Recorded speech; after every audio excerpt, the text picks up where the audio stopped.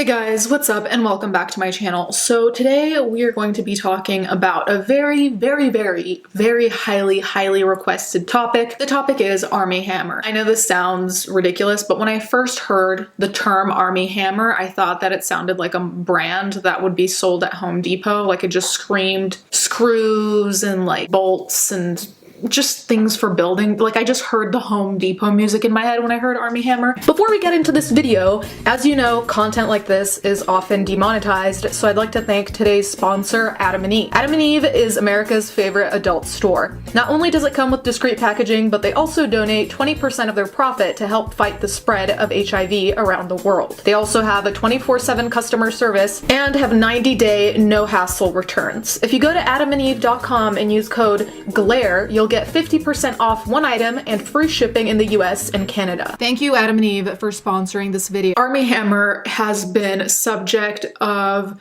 many serious accusations, allegations, and we're going to talk about them. But if you were like me and you had no idea who Armie Hammer was prior to just hearing the name, seeing it on Twitter, let me just give you a brief summary. Trigger warning here, by the way, we are going to be discussing cannibalism and we're going to be discussing BDSM, but like in a very extreme way where with some people non-consensual. So Armand Douglas Hammer is an American actor, the son of a businessman, blah, blah, blah. He's mainly known for his roles in The Social Network and Call Me By Your Name. Now, apparently he was supposed to be in a new movie, an upcoming movie with Jennifer Lopez, but he was dropped or had to drop out of it due to the scandal surrounding him. The complication here is that this is not a one-fold scandal. Like this is the scandal, let's say, and from here, the path diverges into like multiple different ways, just like random shit. So it's like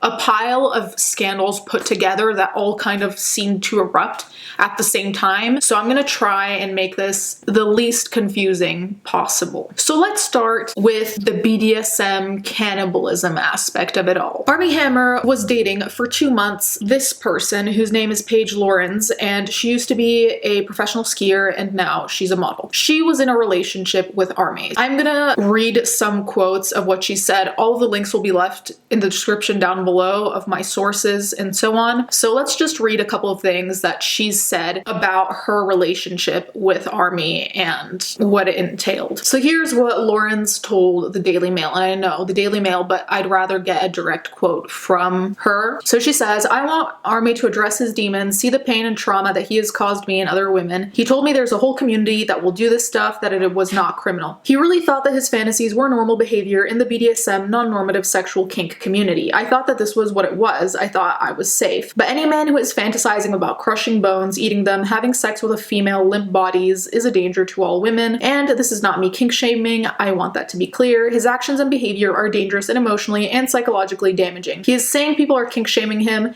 and should not comment on his sex life, but BDSM is a smokescreen for him wanting to hurt women. You can be as traumatized by consensual sex. It's unacceptable that he coerces women into agreeing to let him hurt them." So this sounds bad, and you're probably wondering, okay, well, what exactly occurred for Lorenze to say this? Hammer was begging the Instagram model to have her ribs removed so that he could barbecue them. And apparently he was so deeply entrenched in this, and I'm gonna call it quote-unquote BDSM because we're gonna get to the topic of BDSM in a second. His quote-unquote BDSM was so just like all-encompassing that even at Thanksgiving when he was with his family, he'd brought along his leather-bound BDSM case for kink sex games. So it seems a little bit potentially obsessive to me based on what I'm seeing. I don't know, I'm not diagnosing anything. I'm just saying based on what I'm seeing, that's alarming. On top of that, there was an instance where one night when Lorenze was with Hammer, he decided that he wanted to brand me as his property and carve his name on my body. He tried to rationalize it as a gesture of commitment to us being together for the long term.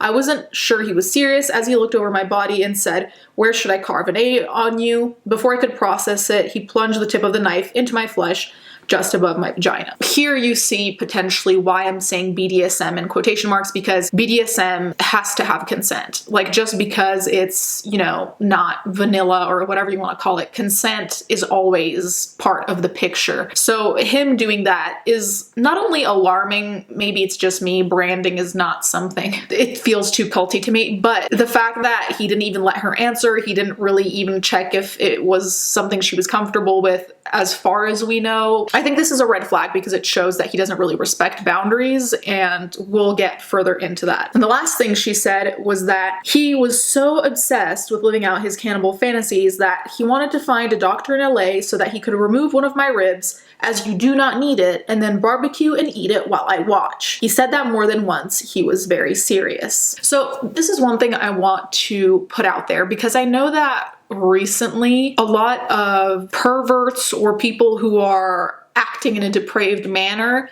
have been, you know, part of the BDSM community or kind of lumped into the BDSM community. And part of that bothers me simply because, first of all, they're no poster boys for the BDSM community. I say that as someone who's part of the community. No matter what, BDSM involves consent. And I think a lot of people have this kind of image of BDSM being like super extreme, which it isn't necessarily even. There's always ways you can adjust things based on you, your partner, so on and so forth. So it doesn't always have to be like this extreme, weird fucking shit like cannibalism and, you know, wanting to brand someone and wanting to barbecue their ribs and like bite off chunks of their flesh, okay? So I'm just gonna put that out there. There's also a point where you need to ask yourself, is something a healthy fetish to have, in the sense of if it starts consuming you, if you stop respecting people's boundaries, allegedly, if it turns into an obsession, whether it's a kink fetish, whatever you want to call it, there's a line that, you know, can be crossed where, you know, you can't just call anything BDSM and that makes it automatically okay because it's outside of the norm and it's fine.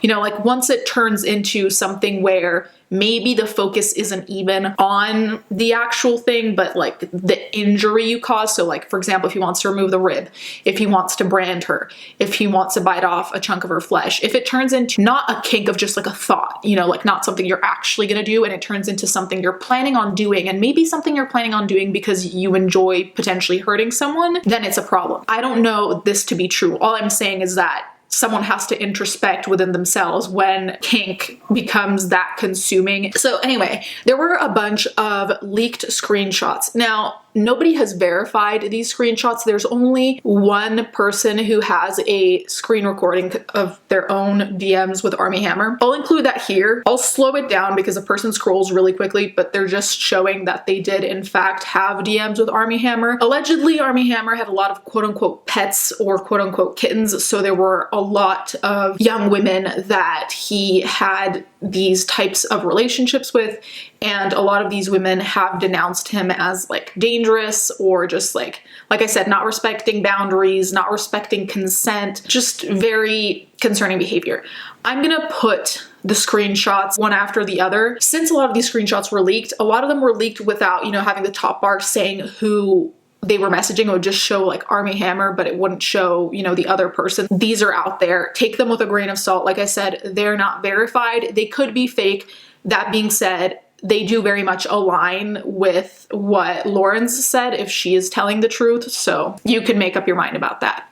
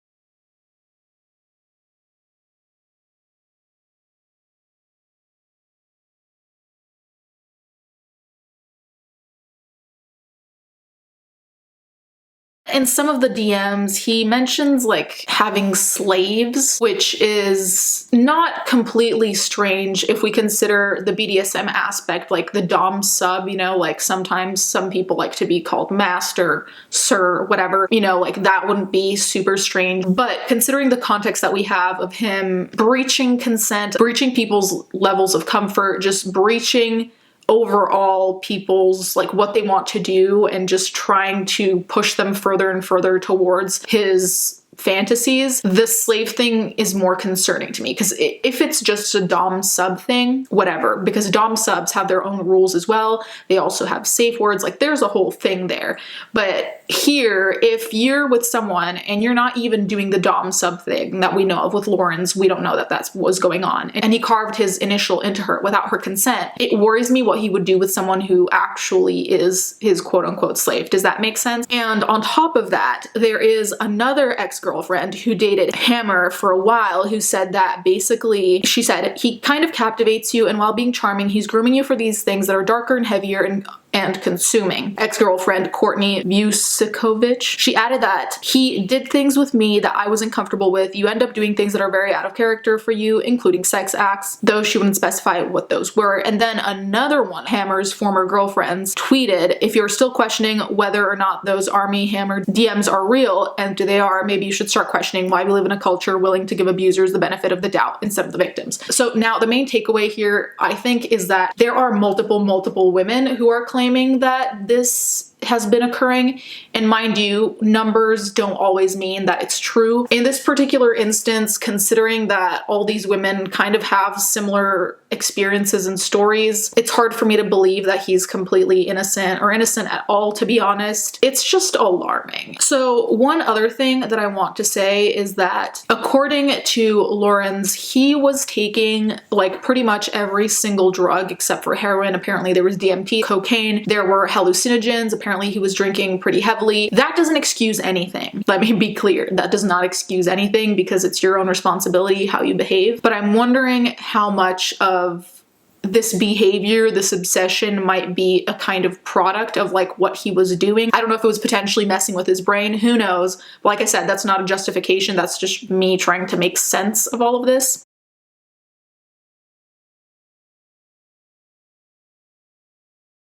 So then there was a video that was released, and Perez Hilton reposted it on his Instagram. I don't want to assume the worst about people generally. I'm already alarmed with Armie, so like I'm not going to give him the biggest benefit of the doubt, but they posted a video of Armie's son sucking on Armie Hammer's toes. The caption is, "This happened for a solid 7 minutes. Hashtag foot fetish on fleek."